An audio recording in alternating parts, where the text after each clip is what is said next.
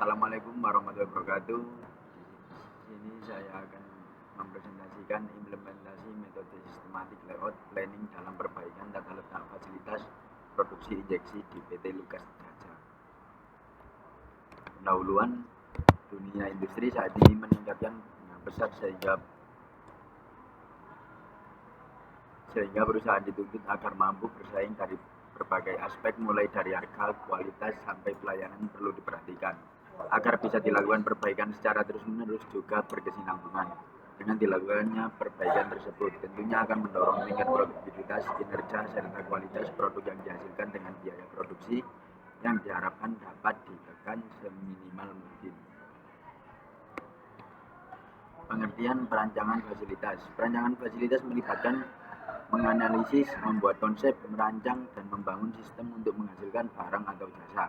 Rancangan ini sering digambarkan sebagai DNA, yaitu penataan fasilitas, peralatan, tanah, bangunan, dan fasilitas lainnya. Untuk mengoptimalkan hubungan antara pelaku, pelaksana, arus barang, arus informasi, dan prosedur yang diperlukan untuk mencapai tujuan bisnis secara konsisten, ekonomis, dan efisien. Tujuan rancang fasilitas. Tujuan tersebut diantaranya memudahkan proses manufaktur, meminimumkan pemindahan barang, menjaga keluasan, memelihara perputaran barang setengah jadi yang tinggi, menurunkan penanaman modal dan dalam peralatan, menghemat pemakaian ruang bangunan, meningkatkan keefektifan pemakaian tenaga kerja, memberikan kemudahan keselamatan dan kenyamanan pada pegawai. Permasalahan tata letak.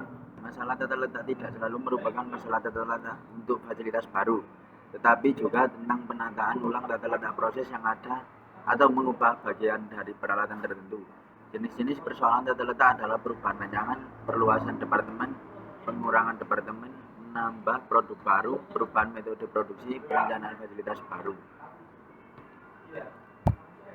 Cara pembuatan obat yang baik. Pada pembuatan produk steril dibedakan 4 kelas kebersihan. 1. Kelas A, zona untuk kegiatan yang beresiko tinggi, misal zona penyisian, wadah tutup karet, ampul, dan vial terbuka, penyambungan secara aseptis. Kondisi ini dicapai dengan memasang unit aliran udara laminar di tempat kerja. Sistem udara laminar dalam mengalirkan udara dengan kecepatan merata berkisar 0,36 sampai 0,54 per detik. Nilai acuan pada posisi kerja dalam ruang bersih terbuka.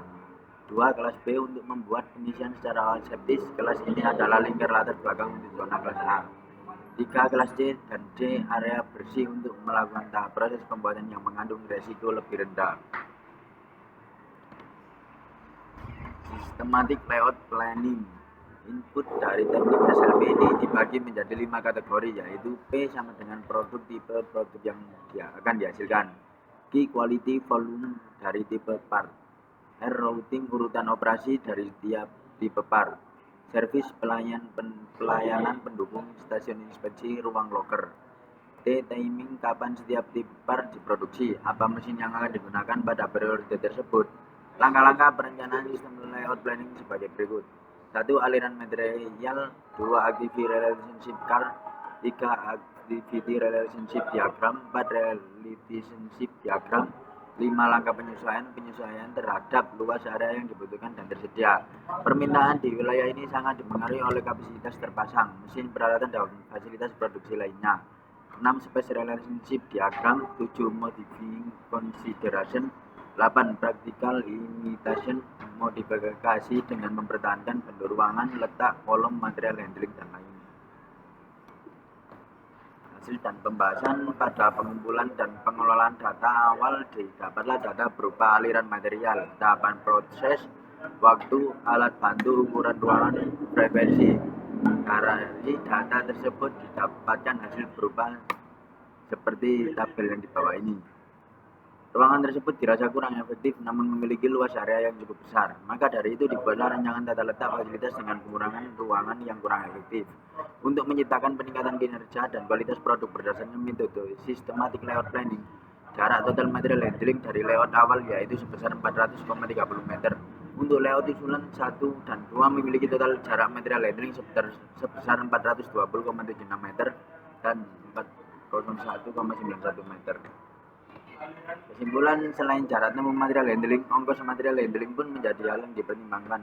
Maka dari keseluruhan data ongkos material handling yang telah dilakukan perhitungan, maka dapat disimpulkan bahwa layout usulan menjadi layout yang terbaik yang memiliki ongkos material handling sebesar 697 juta. Meskipun memiliki perbedaan jarak yang tipis dengan layout awal yaitu sebesar 1,61 meter, namun memiliki ongkos sebesar 3.321.000 apabila diselisihkan, maka didapat nilai sebesar 2.624. Selisih antar kedua layout yang hampir memiliki jarak yang sama. Jika dilihat dari segi penghematan pun terlihat bahwa layout usulan 2 dapat menghemat biaya material handling sebesar 213,65% atau dapat dikatakan 2 kali lipat dari ongkos material handling di awal. Sekian dari saya, apabila ada salah kata mohon untuk dimaafkan. Assalamualaikum warahmatullahi wabarakatuh.